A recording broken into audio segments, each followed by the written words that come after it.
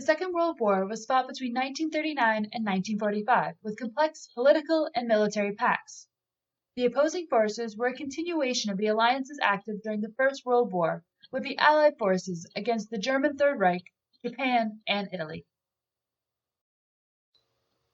Canada declared war on Germany on September 10, 1939.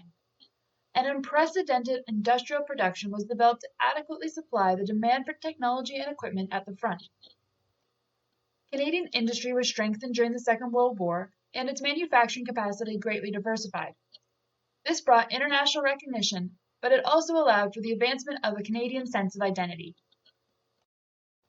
The government and politicians favored the idea of supporting the war effort at home, but the National Resources Mobilization Act was passed on June 21, 1940, with conscription limited to home front service and only volunteers would be sent overseas.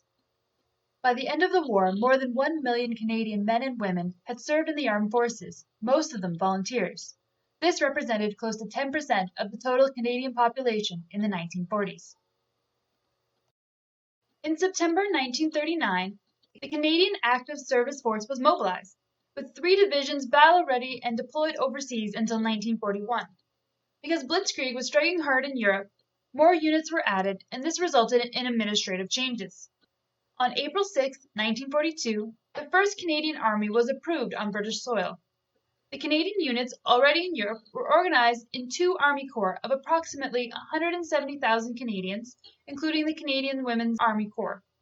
Polish and Belgian Army formations would complete the operational needs of the 1st Canadian Army throughout the war, to a total count of up to 400,000 people. Canada's contribution to the war effort wasn't limited to the Army. The Royal Canadian Navy, the RCN, counted 113,000 people and 373 fighting ships, according to some authors, a naval power only superseded by the US and Britain. The Royal Canadian Air Force, the RCIF, was extended in line with the politicians' belief that Canada should play a supporting role, one which would not require sending large numbers overseas. Starting in 1939, the British Commonwealth Training Plan was implemented. Until 1945, over 130,000 men and women from the British Commonwealth graduated as aircrew members. More than 200,000 men and 17,000 women enlisted with the RCAF, while tens of thousands of others served as RAF crews. By the end of the war, the RCAF was the 4th largest air force in the world. The No. 4 Mark I T rifle was the primary sniper rifle used by Canadian and British troops. Regular No. 4 rifles that were particularly accurate during testing were sent to a third party to be converted to fit a No. 32 telescopic sight or scope. The Projector Infantry Anti-Tank, or PIAT, was designed in 1942 as an anti-tank weapon. Fired from a prone position by a team of 2, it was very effective at penetrating enemy armor at close range. The management of recruiting and training the troops was done through 13 administrative divisions. Starting in January 1940, this administration structure was in charge of numerous training centers spread across the country. London, Ontario, and the surroundings played an important role. Golf courses, Western Fair, outskirts of the city, and farmland quickly became training grounds for the Army, or airfields and target ranges for the RCAF. Military District No. 1 headquarters and the RCR headquarters were situated in Wolseley Barracks.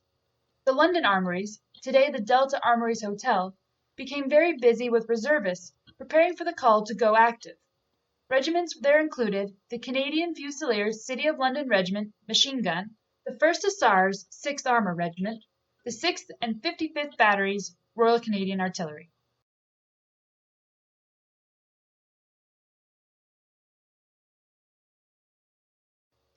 In November 1941, Britain requested support for guarding the remote colony of Hong Kong.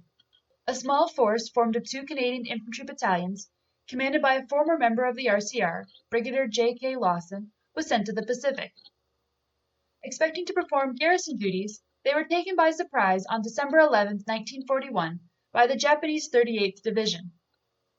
Outnumbered, poorly equipped, and unprepared for combat engagements of that scale, the 2 Canadian units were unsuccessful. On Christmas Day, 1941, they eventually learned that Britain had surrendered Hong Kong to the enemy. The Royal Canadian Regiment was part of the small Canadian active militia during the interwar years.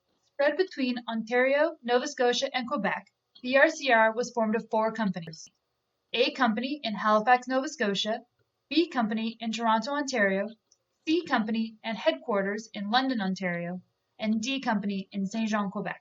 Placed under the Canadian Service Active Force on the 1st of September 1939, the regiment gained its war strength through volunteer recruiting. After concentration to Valcartier, Quebec, they boarded a ship to cross the Atlantic in December 1939. They arrived in Aldershot in the south of England and then moved to Scotland. Until June 1943, they trained or fulfilled other roles on British soil. Their duties alternated during this period between training operations and coastal defense in various areas, including Scotland.